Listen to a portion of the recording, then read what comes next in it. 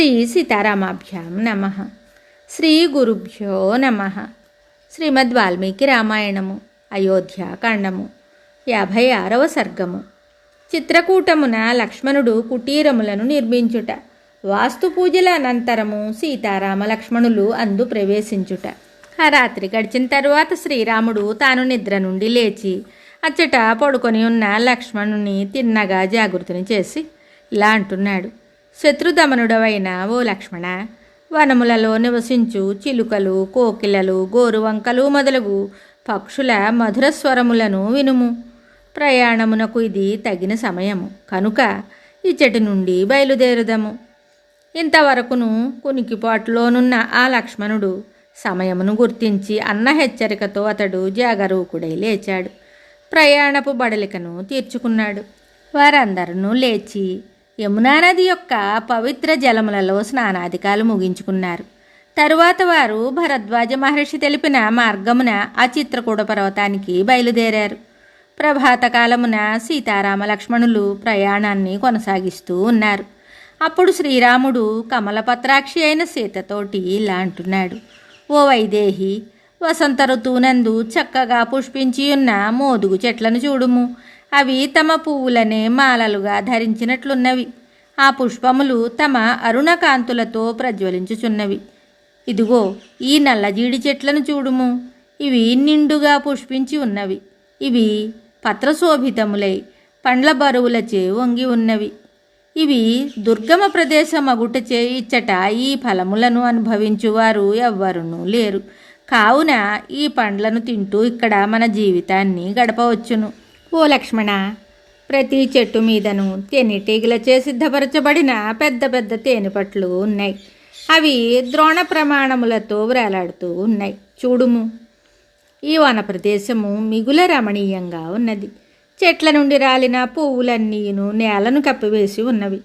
చేతక పక్షుల కూజితములకు నెమళ్ళు తమ క్రేంకారములతో ప్రత్యుత్తరం ఇస్తున్నట్లు ఉన్నవి.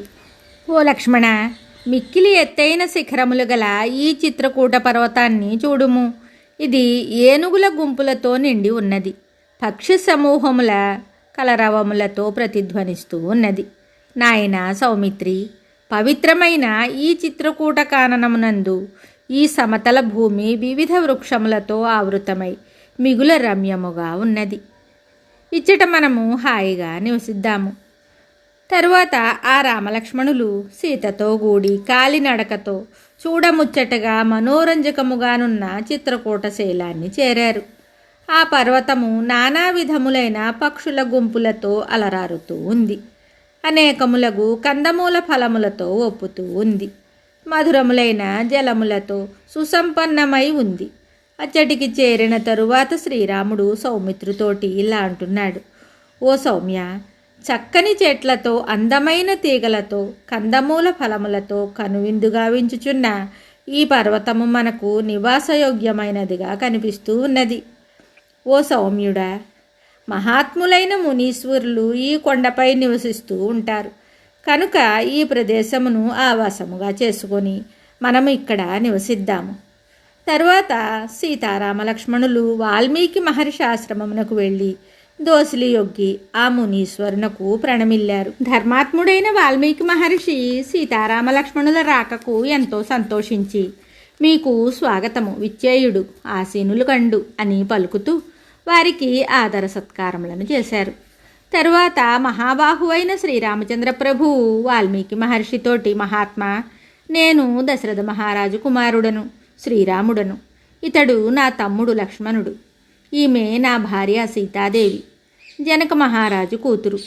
మా తండ్రి వనవాసమునకు పంపగా మేము ఇక్కడికి వచ్చాము అని పరిచయ వాక్యాలను పలికిన తరువాత లక్ష్మణునితోటి ఇలా అంటున్నాడు: సౌమ్యుడవైన ఓ లక్ష్మణ, దృఢమైన శ్రేష్టమైన కొన్ని నేరేడు కర్రలను తీసుకొని రమ్ము. కుటీరమును నిర్మింపుము. ఇచ్చట నివసింపవలనని నేను అనుకుంటున్నాను. అన్నయ్యగు శ్రీరాముని ఆదేశాన్ని అందుకొని శత్రుదమనుడైన లక్ష్మణుడు వెంటనే వివిధములగు చెట్ల కొమ్మలను, ఆకులను తీసుకుని వచ్చి ఒక పర్ణశాలను ఏర్పరిచాడు. ఆ కుటీరము బలమైన తడకలతో, గోడలతో లోపల బయట కూడా సుస్థిరంగా నిర్మింపబడింది. వానలకును ఎండలకును తట్టుకొనున్నట్లు పైకప్పు ఆకులతో ఏర్పరచబడింది. అందముగా కుదురుకొనిన ఆ కుటీరాన్ని చూసి శ్రీరాముడు ఎంతో సంతోషపడ్డాడు. ఏకాగ్ర చిత్తముతో తనను సేవించుచు తరువాతి ఆదేశము కొరకు ఎదురు చూస్తున్న లక్ష్మణునితోటి శ్రీరాముడు ఇలా చెప్తున్నాడు: ఓ సౌమిత్రి, దీర్ఘాయురారోగ్యముల కొరకై క్రొత్త ఇంటిలో ప్రవేశించువారు వాస్తుశాంతి తప్పక చేయవలెను. కనుక నీవు గజకందము అను దుంపను తీసుకుని రమ్ము. తరువాత వాస్తు పూజ చేసి పర్ణశాలలో ప్రవేశిద్దాము.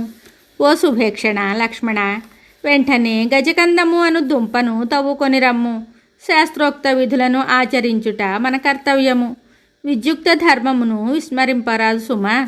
శత్రు సంహారకుడైన లక్ష్మణుడు అన్న ఆజ్ఞ మేరకు గృహశాంతికై గజకందము మున్నగు వస్తువులను సమకూర్చెను. తరువాత శ్రీరాముడు తమ్మునితోటి ఇలా అన్నాడు: ఈ గజకందమును పక్వమనర్పుము. పర్ణశాలకు సంబంధించిన అధిష్టాన దేవతలను పూజిద్దాము. త్వరపడుము, ఇది శుభముహూర్తము. ఈరోజు ధ్రువ సంజ్ఞకము కనుక శుభముహూర్తమున గృహశాంతి చేయవలెను. అంతటా కార్యసూర్యుడైన లక్ష్మణుడు ప్రజ్వలించుచున్న అగ్నితో పవిత్రమైన నల్లని గజకందమును పక్వం చేశాడు. రక్త వికార రోగములకు రూపుమాపు గజకందము బాగుగా పక్వమైనట్లు అతడు పురుషశ్రేష్ఠుడైన శ్రీరాముడితోటి ఇలా చెప్తున్నాడు: సడలిన శరీరావయవములను అన్నింటినీ పరిపుష్టమొనర్చునట్టి ఈ నల్లని గజకందమును పూర్తిగా పక్వము చేసి తిని. దేవతా సముడవైన ఓ రామ, వాస్తుదేవతను పూజింపుము. ఈ కార్యము మనకు శుభప్రదము. జపతపములలో ఆరితేరిన వాడును సద్గుణ సంపన్నుడును అయిన శ్రీరాముడు నియమనిష్టలతో స్నాతుడై వాస్తుపూజా సమయమున ఆవశ్యకములగు మంత్రములనన్నింటినీ సంగ్రహముగా పఠించి వాస్తుపూజను పూర్తి చేశారు. సమస్త దేవగణములను అర్చించెను. సూచి అయి పర్ణశాలలో ప్రవేశించారు. మిగులు తేజస్వియగు శ్రీరామునకు ఈ ప్రక్రియ మిక్కిలి ఆహ్లాదమును గూర్చెను. తరువాత శ్రీరాముడు వైశ్వదేవ బలి కార్యమును, రుద్రయాగమును, వైష్ణవయాగమును నిర్వర్తించి గ్రహారిష్టములు తొలగుటకై పుణ్యాహవాచన, శాంతి జపములు మొదలగు వానిని పఠించారు.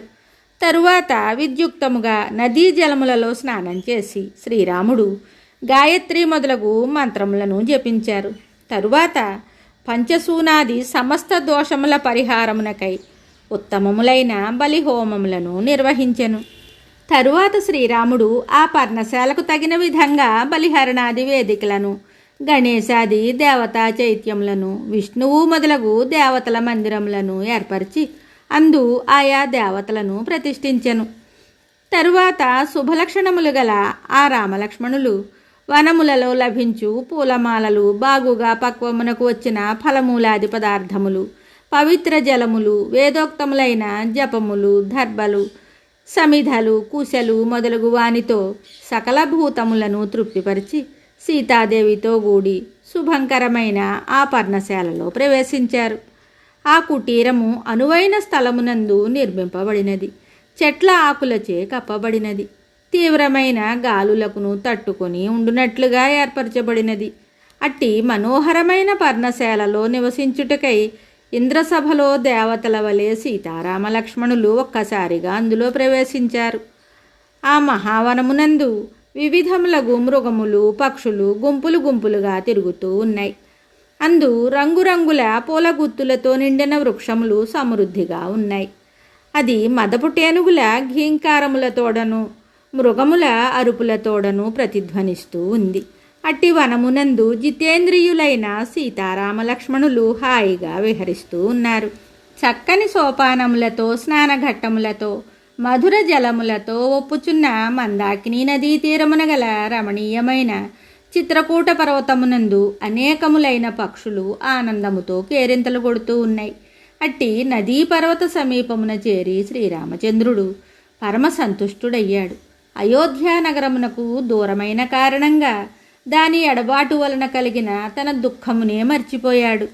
వాల్మీకి మహర్షి విరచితమై ఆది కావ్యమైన శ్రీమద్ రామాయణమునందలి అయోధ్యాకాండమునందు 56వ సర్గము సంపూర్ణం. శుభం.